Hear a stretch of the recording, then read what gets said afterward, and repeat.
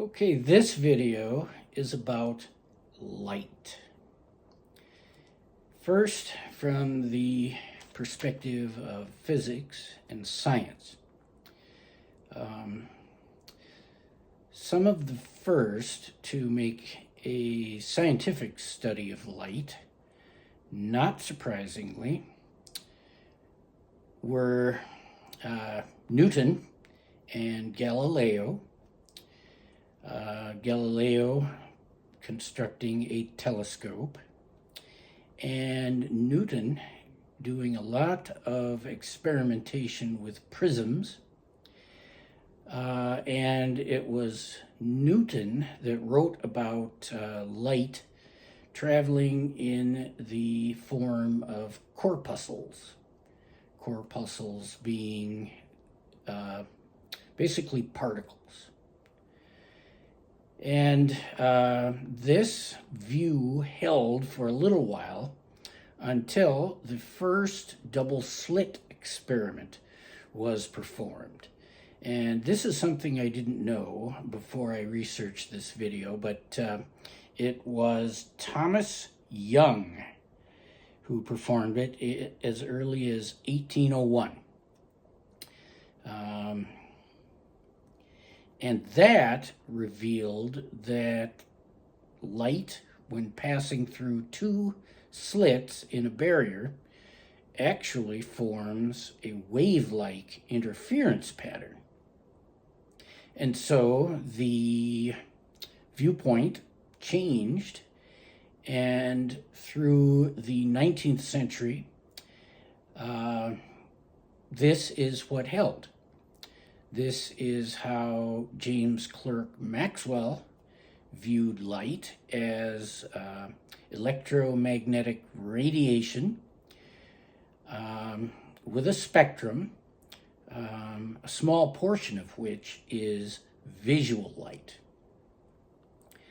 How did Maxwell come up with his equations? Well, he brought together experimental findings from the first half of the 19th century performed by various scientists.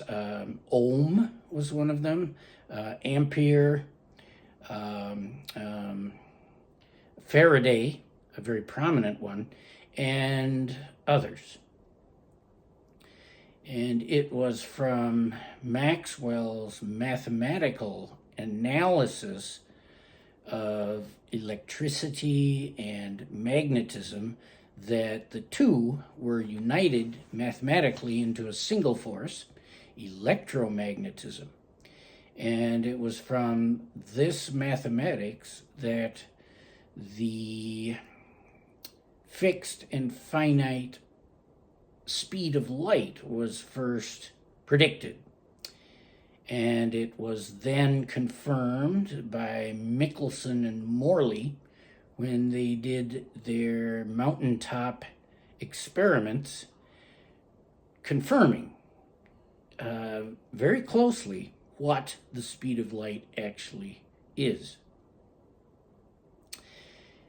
The reason that light travels at the speed that it does, and the fact that all observers seem to see it as moving in the same speed, was a mystery, and especially to Albert Einstein, who built a theory of inertial motion around the fixed and finite speed of light. The speed of light was the thing that was held constant, and everything else has to vary around it, depending on your point of view, whether it be the rate at which time is perceived, or the length that is the length of an object that is perceived, the state of motion that is perceived by any particular observer relative to the motion of other observers. And then, based on that special theory of relativity could be generalized into what we know as the Allgemeine Relativitätstheorie, the general theory of relativity. Einstein also made other massive contributions to the study of light, and he had to make sense of some puzzles that had come up by late 19th century scientists when studying the nature of light coming from objects which had been heated to very high temperatures. And light did not behave in the ways that people expected it to, the way that the pre-Einstein mathematics had predicted. And this situation was called the ultraviolet catastrophe. Einstein used Planck's constant, which Planck had found 5 years before, and came up with his paper on the photoelectric effect, which described the behavior of cesium atoms when energized.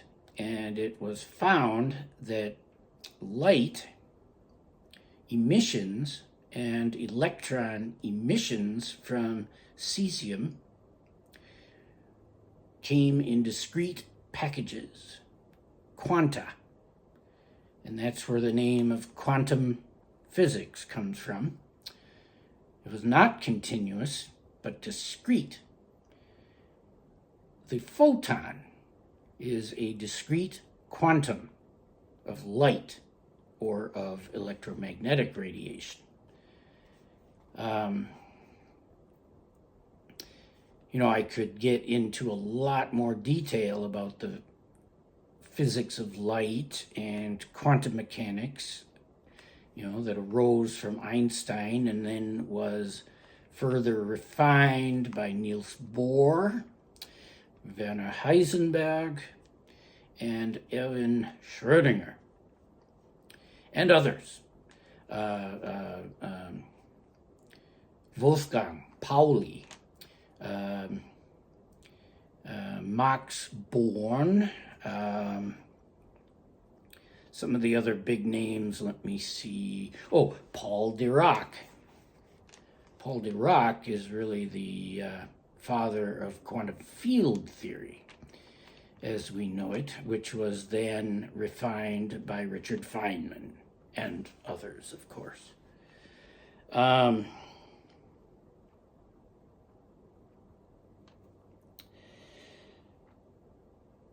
So, as time went on, quantum physics has been beautifully refined and has been confirmed by so many different experiments. I have them listed. I'll just list them. I won't really go into a lot of detail on them. We have the three polarizer paradox, where you can take two polarizing lenses, orient them at right angles to each other, and completely block the flow of light. And then you can take a third polarizing lens at a 45-degree angle, put it in between the original two lenses, and then light can actually get through. 12.5% of the amount of light originally emitted makes it through those three lenses, but whereas two of the lenses, it's completely blocked. The explanation for that comes from the mathematics of quantum superposition, which I won't go into right here. And let me see, I was going to talk about phase velocity versus group velocity and the Heisenberg uncertainty principle. A lot of these things are going to need videos on their own.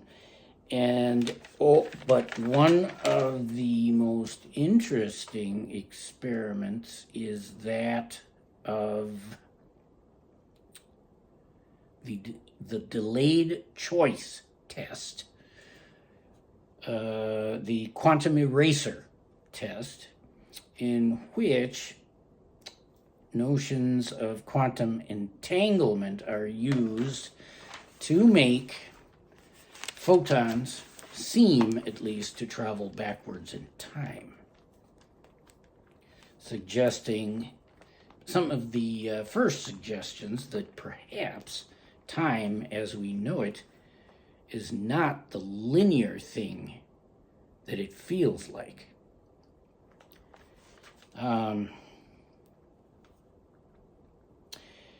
I find it interesting that whether you're looking at theories of relativity or theories of quantum physics, is that a photon does not experience time. A photon emitted at the time of the Big Bang feels the same sort of time then as it does at the opposite end of the timelines of this universe. It simultaneously experiences its entire journey through the universe. Now this, and it's a particle that has no mass, and yet it has momentum. I know how that works mathematically, but it is hard to wrap my mind around a massless entity not having having momentum.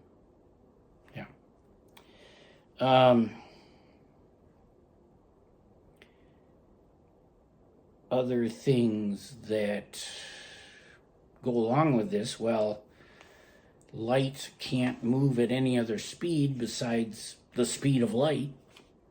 It doesn't experience time, but it does shift in frequency, depending on the relative velocity of the emission source of the light and the observer observing it.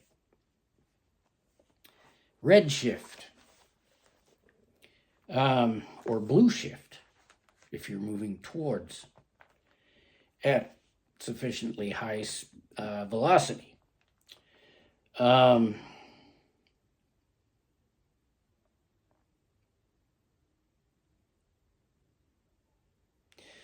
So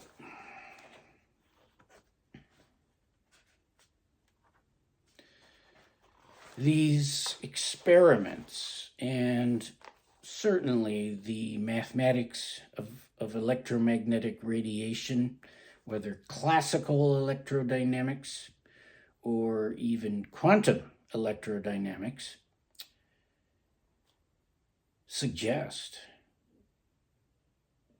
and bear witness to the spiritual nature of light. Now, in terms of the spiritual nature of light, that is a lot more subtle, and it is not so easy to necessarily find research material on light in particular in the spiritual collective. Everybody talks about it. We send each other love and light. You know, in my background, when I was in the Christian church, light played a very prominent role.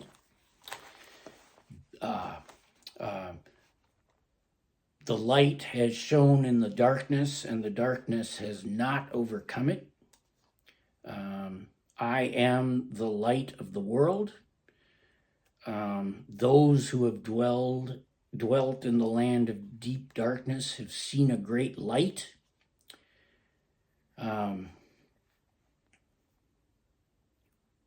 In terms of spirituality, we think of light as purifying, healing, bringing life.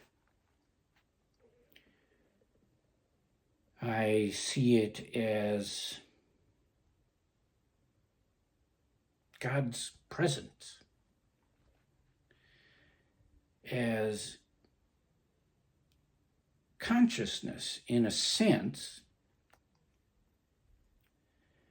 As I think about, or as I've thought about light in terms of the physics theory I'm working on, which very certainly has its spiritual roots, I see it in terms of what I think of as the quantum universe, or the electromagnetic universe.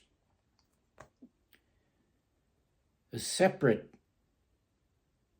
or should I say original, primordial universe, which is basically a periodic structure, a crystalline structure composed of waves of various frequencies.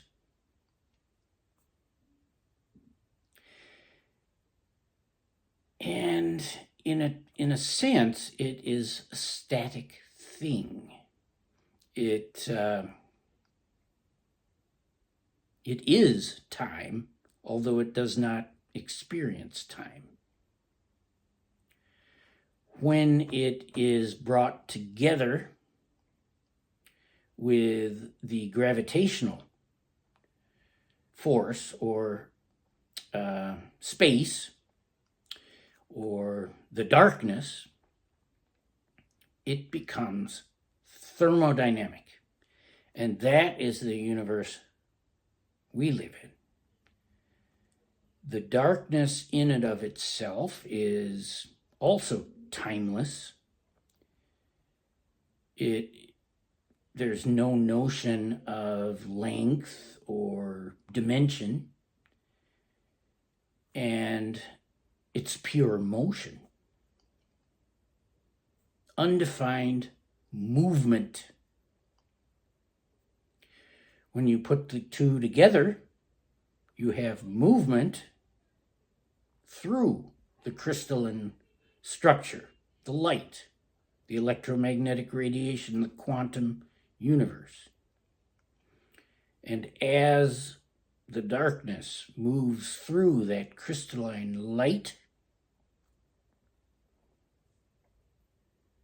we have our universe as we know it.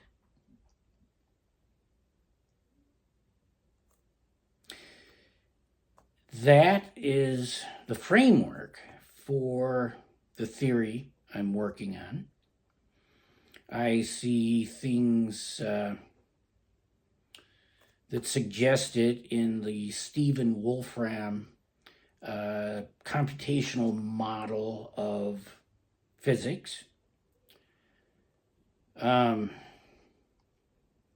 see it in some of the quantum gravity theories that are being proposed.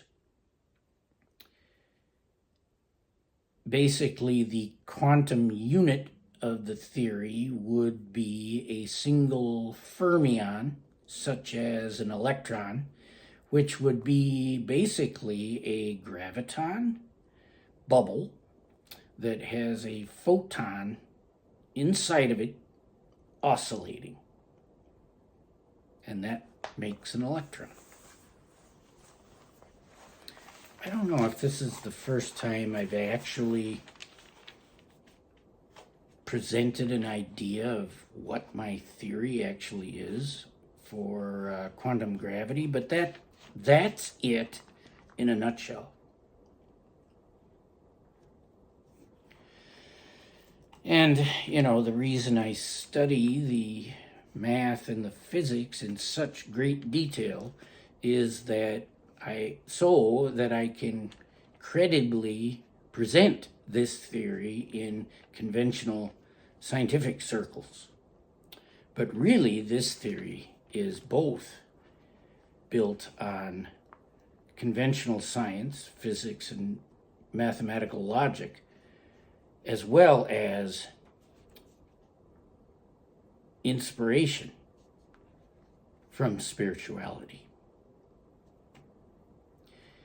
I originally thought of light as consciousness itself, but I believe now that consciousness is even more fundamental than either light or darkness. I think that consciousness is the fundamental entity. If I were required to tell somebody what I believe source is, I would say consciousness. The most fundamental and original consciousness. The consciousness that brought the darkness and the light together.